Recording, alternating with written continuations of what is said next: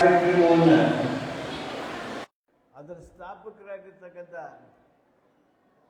Doctor Babu Jagjivan Ram ಅವ್ರನ್ನ ನೆನಪು ಮಾಡಿಕೊಂಡು ಡಾಕ್ಟರ್ ಬಾಬು ಜಗಜೀವನ್ ರಾಮ್ ಸ್ಮಾರಕ ಭವನದೊಳಗೆ ನಡೆದಿರ್ತಕ್ಕಂಥ ಈ ಕಾರ್ಯಕ್ರಮದ ಬಗ್ಗೆ ಪ್ರಸ್ತಾಪ ಮಾಡಿದರು. ಅದು ನಮಗೆ ನಿಮಗೆ ಎಲ್ಲರಿಗೂ ಖುಷಿ ತಂದಿದೆ, ಹೆಮ್ಮೆ ತಂದಿದೆ. 1942 ಈ ದಲಿತ ಸಾಹಿತ್ಯ ಅಕಾಡೆಮಿ ಪ್ರಾರಂಭ ಆಗಿದೆ. ಇದರ ಉದ್ದೇಶ ದಲಿತ ಲೇಖಕರನ್ನ, ಸಾಹಿತಿಗಳನ್ನ, ಬರಹಗಾರರನ್ನ ಪ್ರೋತ್ಸಾಹಿಸಬೇಕು.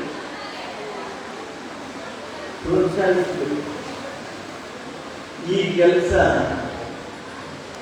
1942ರಿಂದ 100 ವರ್ಷಗಳ ಮೇಲೆ ಆಯ್ತಾರೆ. ಈಗ ಆಗೈತೆಗಳನ್ನ ಆತ್ಮಾವಲೋಕನ ಮಾಡ್ಕೊಳ್ಳೇಬೇಕಾಗಿರ್ತಕ್ಕಂಥ ಕಾಲ. ಒಂದು ಕಾಲ ಇತ್ತು, ಒಂದು ಸಂದರ್ಭ ಬಂದಿತ್ತು. ಅದು ಪ್ರಜಾವಾಣಿ ಇರಲಿ, ಕನ್ನಡ ಪ್ರಭ ಇರಲಿ, ಇಂಗ್ಲಿಷ್ ಪತ್ರಿಕೆಗಳಾಗಲಿ, ಶೋಷಿತ ವರ್ಗದಿಂದ ಬಂದಿರತಕ್ಕಂಥ ಬರಹಗಾರರನ್ನ ಗುರುತಿಸಿ ಅವರ ಸಾಹಿತ್ಯವನ್ನ ಕರ್ನಾಟಕದಲ್ಲಿ ಪ್ರಸಾರ ಮಾಡೋದಕ್ಕೆ ಮುಂದಾಯಿತು. ಅಷ್ಟೇ ಸಂಯುಕ್ತ ಕರ್ನಾಟಕದೊಳಗ ಅತ್ಯಂತ ಹಿಂದುಳಿದ ವರ್ಗಕ್ಕೆ ಸಂಬಂಧಪಟ್ಟಿದ್ದರಿಂದ, ನೇಕಾರಿಕೆಗೆ ಕೊಡುಗೆಗೆ ಸಂಬಂಧಪಟ್ಟಿದ್ದರಿಂದ ಸಹಿತ ಅದರ ಪ್ರಧಾನ ಸಂಪಾದಕರನ್ನಾಗಿ ಮಾಡಿ ಸಮಾಜದಲ್ಲಿ, ರಾಜ್ಯದಲ್ಲಿ ದಲಿತರ ಬರಹಗಳನ್ನು, ಸಾಹಿತ್ಯವನ್ನು ಪ್ರಚಾರ ಪ್ರಸಾರ ಸಾಧ್ಯವಾಗಿದೆ. ಆದರೆ ಕಳೆದ ಕೆಲವು ವರ್ಷಗಳಲ್ಲಿ ನೋಡ್ತಾ ಇದ್ದೀವಿ, ದಲಿತ ಸಾಹಿತಿಗಳು ಸಾಕಷ್ಟು ಜನ ಬರೀತಾರೆ, ಉತ್ತಮವಾದನ್ನು ಬರೀತಾರೆ, ಸತ್ಯವಾದನ್ನು ಬರೀತಾರೆ, ವಸ್ತುನಿಷ್ಠವಾಗಿದ್ದನ್ನು ಬರೀತಾರೆ.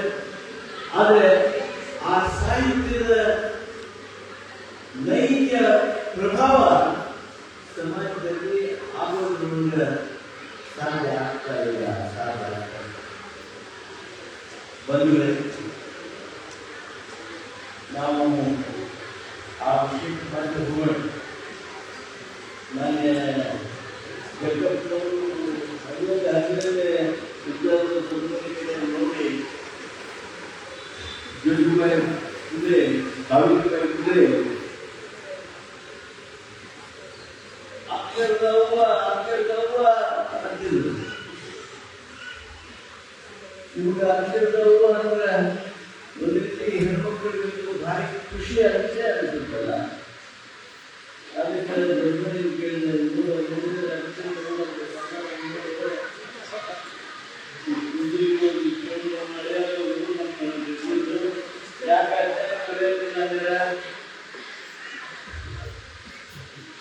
ಕನಿಷ್ಠ ಪಕ್ಷ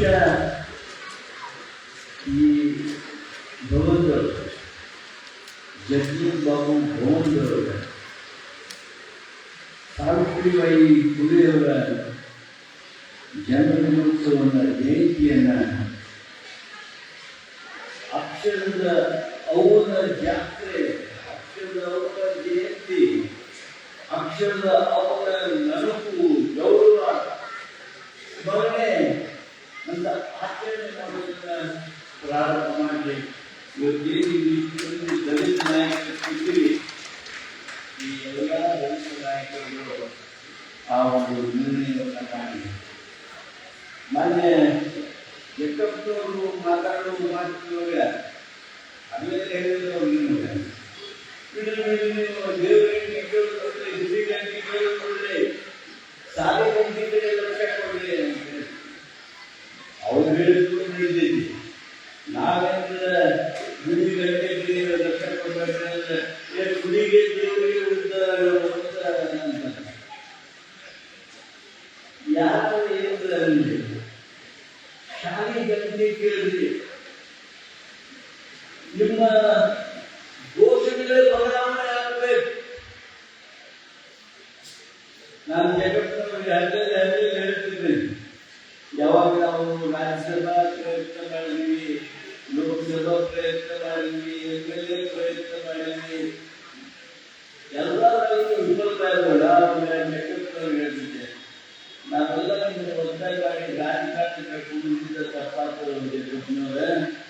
ನೀವು ಬೆಳ್ಳಿ ಹೋರಾಟದೊಳಗ ಏನು ಆ ಒಂದು ಬೆಂಕಿ ಚಂಡನ್ನ ಉಗುಳುವಂತ ಶಕ್ತಿಯಾಗಿದ್ದೀರಿ, ಆ ಶಕ್ತಿಯ ಕಡಿಮೆ ಮಾಡಿ ನಾವು ನಿಮ್ಗೆ ನೀವು ಮತ್ತೆ ಹೋರಾಟದ ದಾರಿಗೆ ತಾಗಬೇಕಾಗ್ತದ ಅಂತ ಮಾತನ್ನ ಹೇಳ್ತಿದ್ದೀವಿ.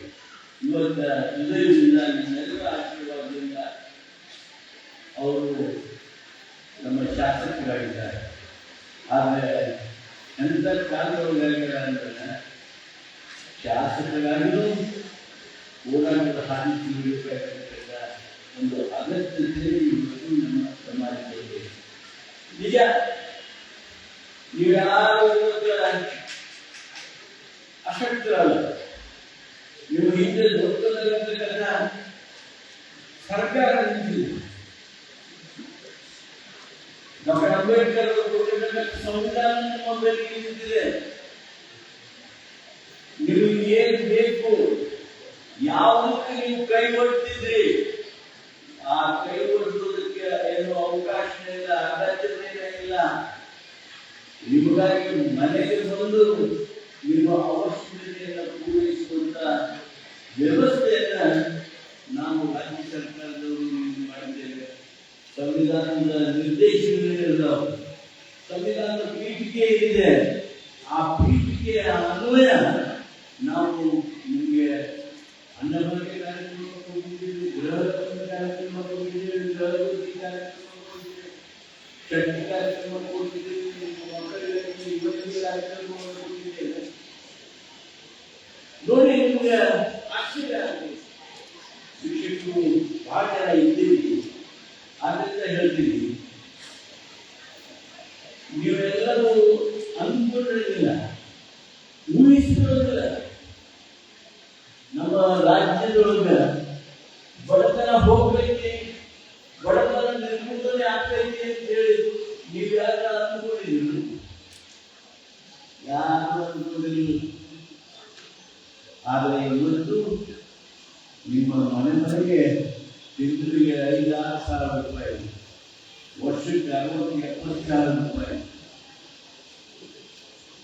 ಒಂದು ತಲುಪಿ ಮೇಲೆ ಬಡತನ ಉಳಿದಿದೆ.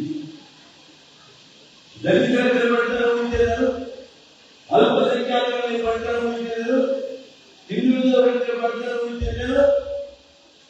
ಬಡತನ ತನ್ನಿಂದ ತಾನೇ ನಿರ್ಮೂಲ ಆಗೋದಿಲ್ಲ. ಬಡತನ ಹೋದ್ಮೇಲೆ ನಮ್ಮ ಮುಂದಿನ ಹೆಜ್ಜೆ ನಮ್ಮ ಬದುಕಿಗೆ ಆಗ್ಬೇಕು.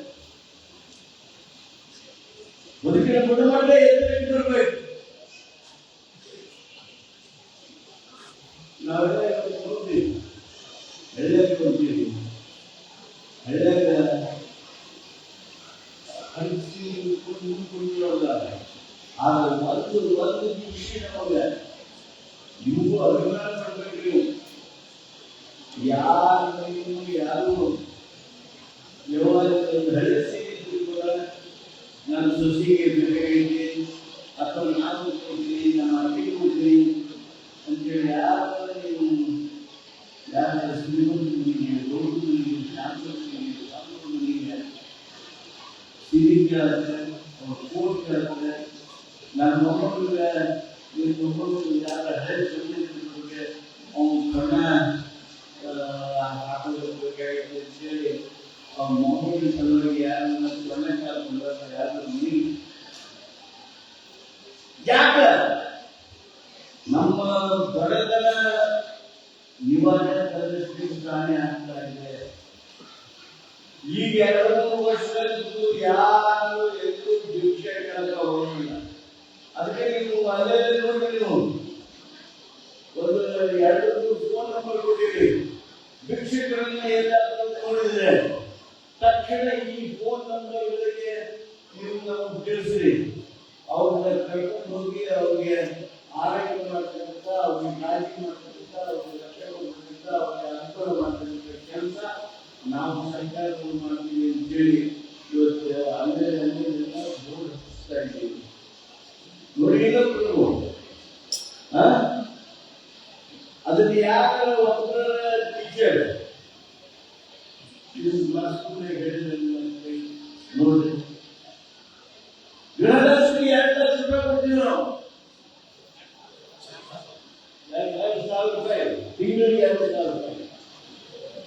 ಹುಡುಗರಿಗೆ 2,000 ರೂಪಾಯಿ, ಶಾಲಾ 2 ಲಕ್ಷ ರೂಪಾಯಿ ಕೊಡುವಂತಾರೆ. ಯಾಕಂದ್ರೆ ಈಗ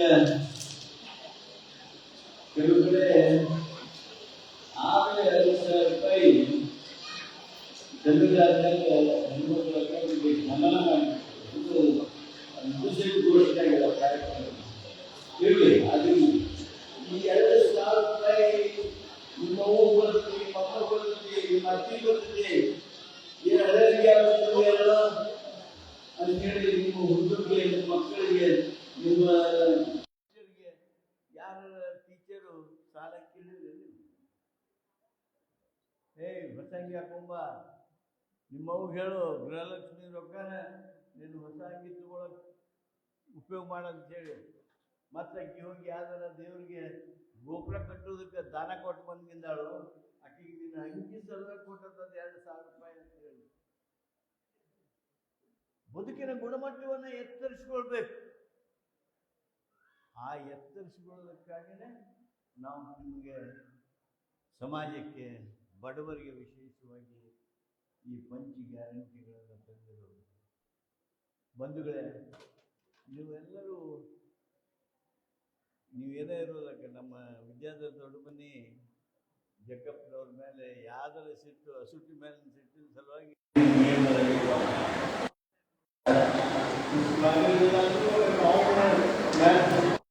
ನೀನು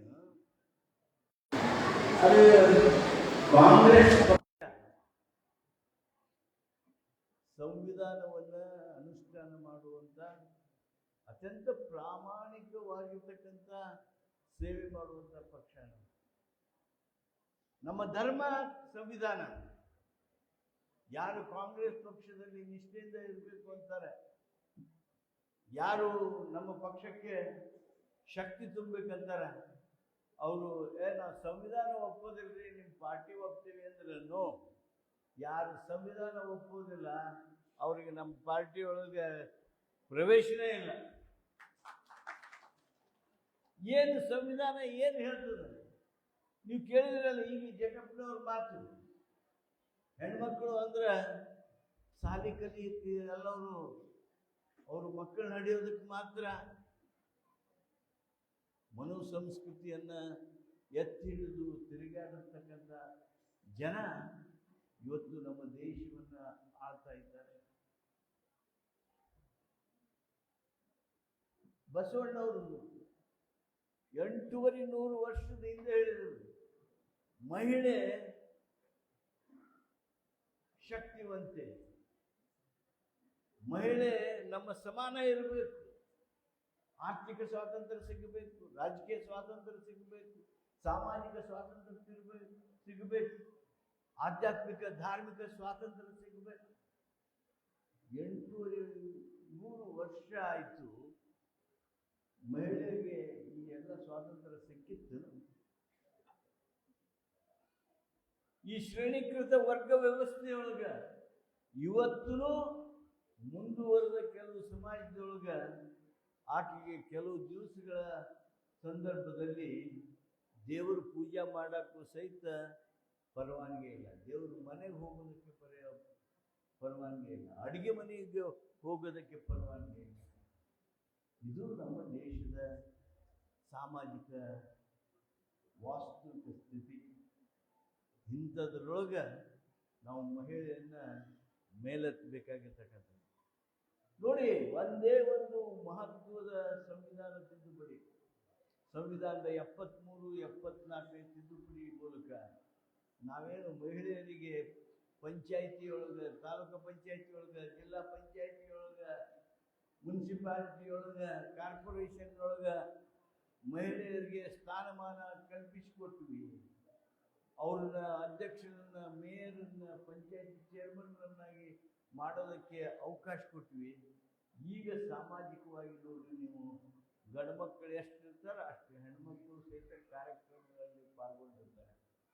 ಕೆಲವು ದಿವಸ ನಡೀತು, ನಿಮ್ಮ ಮನೆಯವ್ರ ಕೈಯೊಳಗೆ ನಿಮ್ಮ ಚೀಲ ಕೊಟ್ಬಿಟ್ಟಿದ್ರಿ, ಅವ್ರದ್ದು ದರ್ಬಾರ್ ನಡೆದೈತು. ಆದರೆ ಈಗ 5-6 ವರ್ಷ ಆಯ್ತು, ಅವ್ರ ಕೈಯಾಗ ಚೀಲ ಹಿಡ್ಕೊಂಡಿದ್ರೆ ನೀ ಚೀಲ ಅಷ್ಟೇ ಹಿಡ್ಕೋತಕ್ಕದ್ದು, ನನ್ನ ವ್ಯಾಪ್ತಿಯೊಳಗೆ ನೀನು ಮಾತಾಡಬೇಡ. ನಾ ಆಫೀಸ್ನಾಗಿದ್ದಾಗ ಏನಿದ್ರು ಫೋನ್ ಮಾಡಿ ಹೇಳಿ ನೀ ಆಫೀಸಿಗೆ ಬರಬೇಡ ಅಂತ ಹೇಳುವ ಗಟ್ಸ್ ಈಗ ಮಹಿಳೆಯರಿಗೆ ಬರೋದಕ್ಕೆ ಪ್ರಾರಂಭ ಆಗಿದೆ. ಇದು ನಮ್ಮ ಉತ್ತಮವಾಗಿರ್ತಕ್ಕಂಥ ಬೆಳವಣಿಗೆ. ಆದರೆ ಇಷ್ಟು ಆಗಬೇಕಾದ್ರೆ 78 ವರ್ಷ ಹಿಡಿತಂತೆ. ಬಸವಣ್ಣವರು ಹೇಳಿರ್ತಕ್ಕಂಥ ಮಾತು ಸ್ತ್ರೀಗೆ ಸಮಾನ ಸ್ಥಾನಮಾನ ಕೊಡಿ ಅಂತೇಳಿ ಯಾರೂ ಕೇಳಲಿಲ್ಲ. ಆ ಬಸವಣ್ಣವ್ರ ಮಾತನ್ನ ಭಾಷಣದ ವಸ್ತು ಮಾಡ್ಕೊಂಡು ಅಡ್ಡಾಡಿದ್ವಿ, ಅದನ್ನು ಜಾತಿಯ ವಸ್ತು ಮಾಡ್ಕೊಂಡು ಅಡ್ಡಾಡಿದ್ವಿ. ಫೋಟೋ ಇಟ್ಟು ಬಸವಣ್ಣವ್ರಿಗೆ ಉಳ್ಳಿಗಡ್ಡಿ ಬೆಳೆ ಬಿಟ್ಟರೆ ಮುಗಿದು ಇವನಾರವ ಎಂದೆನಿಸದ್ರಯ್ಯ, ಇವ ನಮ್ಮವ ಎಂದೆನಿಸಯ್ಯ ಅಂಥೇಳಿ ಬಸವಣ್ಣವ್ರು ಹೇಳಿದ್ರು. ಯಾರು ಕೇಳಿದ್ರು? ಅವತ್ತು ಕೇಳಲಿಲ್ಲ ಅಲ್ಲ, ಇವತ್ತು ಯಾರು ಕೇಳ್ತಾರನು? ನೋಡ್ತಾ ಇದ್ದೀರಿ ನೀವು ಹೆಂಗೆ ಸಮಾಜದೊಳಗೆ ಕಲಹ ಆಗಿಬಿಡ್ತಾವೆ, ಹೇಗೆ ಸಮಾಜದಲ್ಲಿ ಇವತ್ತು ಒಡಕು ಹುಟ್ಕೊಂಡು ಬಿಡ್ತಾವೆ. ಇವೆಲ್ಲವನ್ನ ವಾಸ್ತವಿಕವಾಗಿ ಆತ್ಮಾವಲೋಕನೆ ಮಾಡಬೇಕು ಶಿಕ್ಷಕರು. ನೀವು ನಮ್ಗೇನು ಬೇರೆದೇನು ಕಲಿಸ್ಬೇಡ್ರಿ. ನೀವು ಇವ್ರು ಹೆಚ್ಚು ಅವ್ರು ಹಂಗೆ ಮಾಡ್ತಾರೆ, ಅವ್ರು ಹಿಂಗೆ ಮಾಡ್ತಾರೆ, ಏನು ಒಂದೂ ಯಾರಿಗೂ ಬಗ್ಗೆ ಕೆಟ್ಟ ಹೇಳಬೇಡ್ರಿ. ಅಂಬೇಡ್ಕರ್ ಏನು ಸಂವಿಧಾನ ಕೊಟ್ಟಾರ, ಆ ಸಂವಿಧಾನದೊಳಗೆ ಏನದ ಅದರಂಗೆ ಹೆಂಗಿರಬೇಕು, ಅದರಂಗೆ ನೀವು ಅಧಿಕಾರಸ್ಥರಾಗಬೇಕು ಅಂದರೆ ಆ ಸಂವಿಧಾನವನ್ನು ಅರ್ಥೈಸ್ಕೊಂಡು ಶಿಕ್ಷಣ ಪಡ್ಕೋಬೇಕು. ಅಂತ ಶಿಕ್ಷಣ ನಿಮಗೆ ಸಿಕ್ಕರೆ ನೀವು ದೊಡ್ಡ ನಾಯಕರಾಗ್ತೀರಿ, ದೊಡ್ಡ ಅಧಿಕಾರಿ ಆಗ್ತೀರಿ, ದೊಡ್ಡ ಯಶಸ್ವಿ ಆಡಳಿತಗಾರ ಆಗ್ತೀರಿ, ವ್ಯಾಪಾರಸ್ಥ ಆಗ್ತೀರಿ ಅನ್ನೋ ಮಾತನ್ನು ನೀವೆಲ್ಲ ಎಲ್ಲರಿಗೂ ತಿಳಿಸ್ಬೇಕಾಗಿರ್ತಕ್ಕಂಥ ಅಗತ್ಯತೆ ಇದೆ ಅನ್ನೋ ಮಾತನ್ನು ಹೇಳ್ತಾ ನಾನು ಒಂದು ಮಾತು ಈ ಸಂದರ್ಭದಲ್ಲಿ ಸಾವಿತ್ರಿಬಾಯಿ ಫುಲೆ ಅವ್ರ ಬಗ್ಗೆ ಹೇಳೋದಕ್ಕೆ ಬಯಸ್ತೇನೆ. ಇವತ್ತೇನ್ರಿ ನೀವು ಶಿಕ್ಷಕರ, ಸಾವಿತ್ರಿಬಾಯಿ ಫುಲೆನೂ ಶಿಕ್ಷಕರ. ನೀವು ಶಾಲೆಗೆ ಹೋಗಲಿಲ್ಲ ಅಂದ್ರೆ ನಿಮಗೆ DDPI ಮೆಮೊ ಕೊಟ್ಟು ಶಾಲೆಗೆ ಹೋಗುವಂಗೆ ಮಾಡಬೇಕು. ನೀವು ಚಲೋತ್ತಂಗೆ ಶಾಲೆಗೆ ಕಲಿಸಿದ್ರಿ ಅಂದ್ರೆ ನಿಮ್ಮನ್ನು ಕರೆದು ನಾವು ನಿಮ್ಗೆ ಶಾಲೆ ಹಾಕ್ತೀವಿ. ನಿಮಗೆ ತಿಂಗಳಿಗೆ ನಿಮ್ಮ ಗಂಡಗನ ಅಸೂಯೆ ಬರುವಷ್ಟು ಉತ್ತಮವಾಗಿರ್ತಕ್ಕಂಥ ಪಗಾರ ಸಿಗ್ತೈತಿ ಸರ್ಕಾರಿ ಶಾಲೆಗಳೊಳಗೆ. ಅದ್ರಾಗ ನಿಮ್ಮ ಮನೆಯವರು ನನಗಿಷ್ಟು ಕೊಡು ಅಷ್ಟು ಕೊಡು ಏನು ಮಾಡ್ತೀವಿ ಅದನ್ನ ಅಂಥೇಳಿ ನಿಮಗೆ ಜಬರಿಸ್ತಿರ್ತಾರೆ. ಅಷ್ಟು ನೀವು ಒಳ್ಳೆಯ ಸ್ಥಾನಮಾನಗಳೊಳಗೆ. ಕೆಲವು ನಿಮಿಷ ಸಾವಿತ್ರಿಬಾಯಿ ಫುಲೆ ಇದ್ದಂಥ ಪರಿಸ್ಥಿತಿಯನ್ನು ಗಮನಿಸ್ಬೋದು. ನೀವೇ ನೋಡ್ರಿ, ಯಾರ ಒಬ್ಬರು ನಿಮಗೆ ಅಗೌರವದ ಮಾತು ಅಂದರು ಅಂದರೆ ಎಷ್ಟು ಕಲ್ಲೋಲ ಮಾಡಿರ್ತೀರಿ ನೀವು. SDMC ಚೇರ್ಮನ್ ಒಂಟಕ್ಷರಲೆ ಮಾತಾಡಿದ ಅಂದರೆ ಆಗಲೇ ನಿಮ್ಮ ಸಂಘಟನೆಗಳು ಮುಂದೆ ಬರ್ತಾವೆ. ನೀವು ಎಲ್ಲರೂ ಸಂಘಟಿತರಾಗ್ತೀರಿ, ಆಗಲೇಬೇಕು, ಗೌರವದ ಪ್ರಶ್ನೆ. ಆದರೆ ಈ ಒಂದು ಸಾಮಾಜಿಕ ಸ್ಥಿತಿಯನ್ನು ಸಾವಿತ್ರಿಬಾಯಿ ಫುಲೆ ಅವರ ಆ ದಿನಗಳಲ್ಲಿ ನೆನಪಿಸಿಕೊಳ್ಳಿ.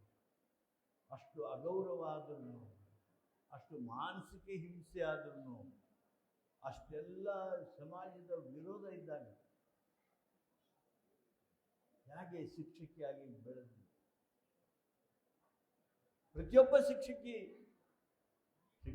ಮಾತ್ರ ಅಲ್ಲ, ಶಿಕ್ಷಕರಿಗೂ ಸಹಿತ, ಸಮಾಜ ಸುಧಾರಕರಿಗೂ ಸಹಿತ ಸಾವಿತ್ರಿಬಾಯಿ ಫುಲೆ ಒಂದು ದೊಡ್ಡ ಸ್ಫೂರ್ತಿ, ಅವರು ಪ್ರೇರಣೆ. ಆ ಪ್ರೇರಣೆ ನೀಡೋದಕ್ಕೇ ಈ ಸಾವಿತ್ರಿಬಾಯಿ ಫುಲೆ ಅವರ ಜಯಂತಿಯನ್ನು ಇವತ್ತು ಏರ್ಪಾಡು ಮಾಡಿದ್ದಾರೆ. ಈ ಒಂದು ಕಾರ್ಯಕ್ರಮ ನಿಮ್ಮೆಲ್ಲರಿಗೆ ಪ್ರೇರಣೆ ಸ್ಫೂರ್ತಿಯನ್ನು ನೀಡಲಿ ಅಂತೇಳಿ ಹಾರೈಸಿ, ನಾನು ಜಕ್ಕಪ್ಪನವ್ರಿಗೆ ಹೇಳ್ತಿದ್ದೆ, ಈಗ ಬಂದು ಕುಂದ್ರು, ಅಯ್ಯೋ ಮಾರಯ್ಯ ನಿಂದೊಂದು ಇಂಥ ಭಾಷಣ ಕೇಳಕ್ಕೆ ವಿಧಾನ ಪರಿಷತ್ನ್ಯಾಗ ಬಂದು ನಾವು 8 ತಾಸು ಕುಂತಲ್ಲ ಮಾರ್ರೆ. ಅಲ್ಲಿ ಹೇಳಲಿಲ್ಲ ನೀವು, ಇಲ್ಲೇ ಮಾತಾಡಿದಿರಿ. ಇಲ್ಲ ನೀವು ಹೋದ್ಮೇಲೆ ಮಾತಾಡಿದ್ರೆ ಪರವಾಗಿಲ್ಲ, ಮತ್ತು 6ನೇ ತಾರೀಕಿನಿಂದ ಮತ್ತೆ ಕೂಡ್ತೇವೆ ಅವಾಗ ಕೇಳೋದಂತ. ಇಷ್ಟೇ ನಂದು. ಸ್ಥಳದಿಂದ ಬಂದವರು, ನೆಲದಿಂದ ಹುಟ್ಟಿದದ್ದವರು. ಏನು ಅವ್ರ ಅಪ್ಪ ಏನು ಮಿನಿಸ್ಟ್ರ್ ಇದ್ದಿದ್ದಿಲ್ಲ, ಅವ್ರ ಅಪ್ಪ ಏನು ದೊಡ್ಡ ಸಾಹುಕಾರ ಇದ್ದಿದ್ದಿಲ್ಲ, ಅಥವಾ ಏನು ಅವ್ರ ಮನ್ಯಾಗ IAS ಆಫೀಸರ್ಸ್ ಇರಲಿಲ್ಲ. ಒಂದು ಕೇರಿಯಿಂದ ಎದ್ದು ಬಂದು ಸಣ್ಣ ನೌಕರಿಯಿಂದ ದೊಡ್ಡ ನೌಕರಿಗೆ ಹೋಗಿ ಇವತ್ತು ಸಾಮಾಜಿಕ ಕ್ಷೇತ್ರದೊಳಗೆ ಈ ಎತ್ತರಕ್ಕೆ ಏನು ಬೆಳೆದು ನಿಂತಿದ್ದಾರೆ. ಅವರಿಗೆ ಮತ್ತೊಮ್ಮೆ ನಾನು ಅಭಿನಂದಿಸ್ತೀನಿ.